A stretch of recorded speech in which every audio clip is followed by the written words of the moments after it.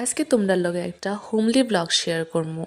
আর আমরার ঘরে কেমন ভাবে রান্না হয়, কিতা কিতা হইছে, এডি থাকবো এই ব্লগটার মধ্যে। তো আশা করি তোমার কাছে ব্লগটা ভালোই লাগবো। আর আজকে অনেক দিন পর সারাটা দিন আমি রেকর্ড করতে পারছি। সারাটা দিন না, যতটুকু করছি ম্যাক্সিমামটাই করছি আর কি।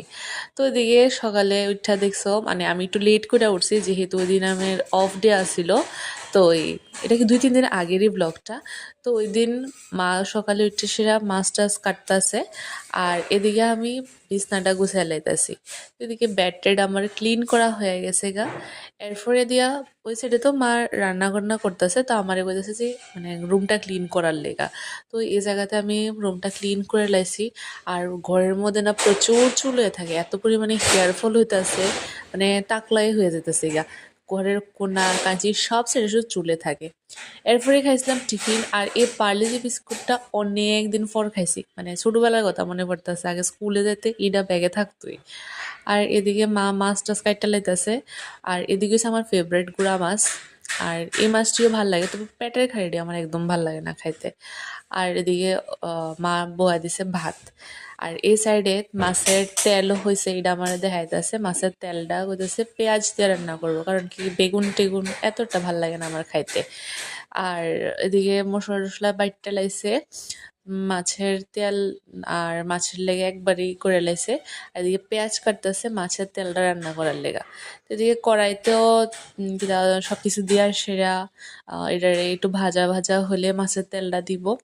দেওয়ার পরে এটা রান্না হয়ে যাবো গা। আর যদি না তিতা না লাগে, আমি মাছের তেল দিয়েই পুরা ভাত খেয়ে নিতাম পারি, মানে এত স্বাদ লাগে। আর এদিকে রান্না করতেছে গুড়া মাছও রান্না হয়ে গেছে গা।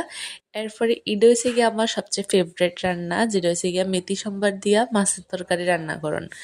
তো এদিকে সব মশলা টসলা মানে কিতা জানি কয় রে, মশলা দেওয়ার পরে আর কি করে এর মধ্যে। এরপরে জল দিয়া দিছে, এরপর জলটা একটু ফুটলে এটার মধ্যে মাছটা দিয়া দিব। এটা খুব ইজি রান্নাটা, এটা আমিও ট্রাই করি মা না থাকলে ঘরের মধ্যে, মানে এটা তাড়াতাড়ি রান্নাটা হয়ে যায় আর কি। আর খাইতে খুব স্বাদ লাগে।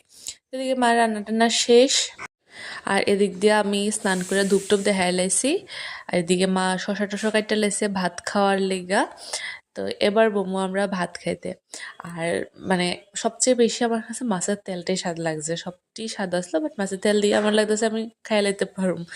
এরপরে গেছি গিয়ে আবার সন্ধ্যার টাইমে মা এখানে ধূপ দেখাই লাইছে। এরপরে আমরা দুজনে একটু বের হয়েছিলাম জুতা কেনার লেগা কলেজের। তো ওইদিকে এই জুতা দিয়ে ট্রাই করছি, একটা জুতাই ট্রাই করছে, দেখছি আমার পায়ে লেগে গেছে, কারণ এমনি তো ব্ল্যাক জুতাই লাগবো কলেজের লেগা।